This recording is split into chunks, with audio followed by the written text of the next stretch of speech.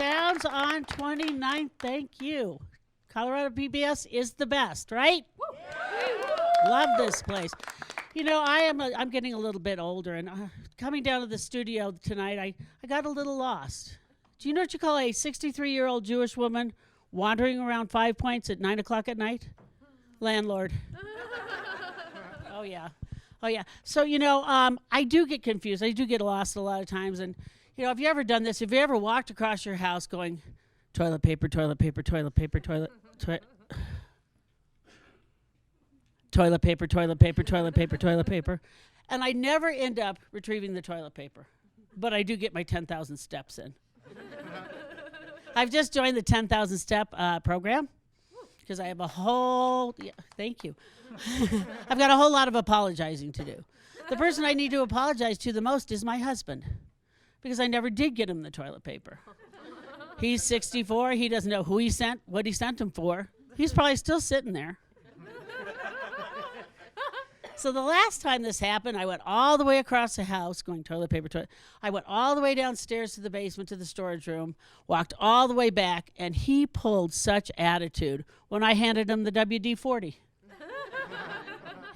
What are you thinking? I obviously sent you to check our 401k. So my husband, let's give it up for my husband. Lord only knows I have. My husband just had knee replacement. And I was like, I wonder what they're going to replace it with. I was kind of hoping for a new husband. And he's a little bit of an overachiever. So he decided a week out of surgery he was going to ride his bike. Of course, he fell off the bike. It's okay, it was stationary. So I went ahead and got him a trainer.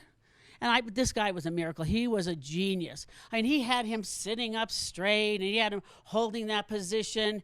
And by the end of the session, that genius had my husband no longer marking the furniture. And since then, my dad has had some issues, too. My dad is a 96-year-old stand-up comedian also. And he, you know, they say you should dance like nobody's watching. Well, he didn't only bust a move, he busted a hip. And he kept saying to me, he goes, don't take me to the rest home. I said, I'm going to take you to a rest stop. You know, we can't get him off stage. We're just like, walk into the light already, Jack. Walk into the light. So I took him to the hospital. I went in the ambulance with him to the hospital. And the nurse looked at him. She said, Jack. She said, where did this happen? He goes, the strip club. I said, no, Daddy. That's where you got the carpal tunnel and that cold sore. Oh, yeah. And then my mother had a crisis, too. I had to take her to the emergency room. And when we got there, I looked at the doctor and I said, no heroic measures, please. For God's sakes, let her die with dignity. And the doctor looked at me and said, she sprained her wrist. I said, you don't know my mother. She's had a good run. Oh, yes, she has. I did a show last night at a distillery. And, you know, people, they bring their kids everywhere. So these little kids are running around all over the distillery. All over the distillery. And I couldn't believe they had them at a bar. Okay, in my day, I married a rugby player. My girlfriends and I did take our kids to the rugby bar. But we were courteous enough to hand our beer and our cigarette to a girlfriend so we could dose our kids with Sudafed. We did.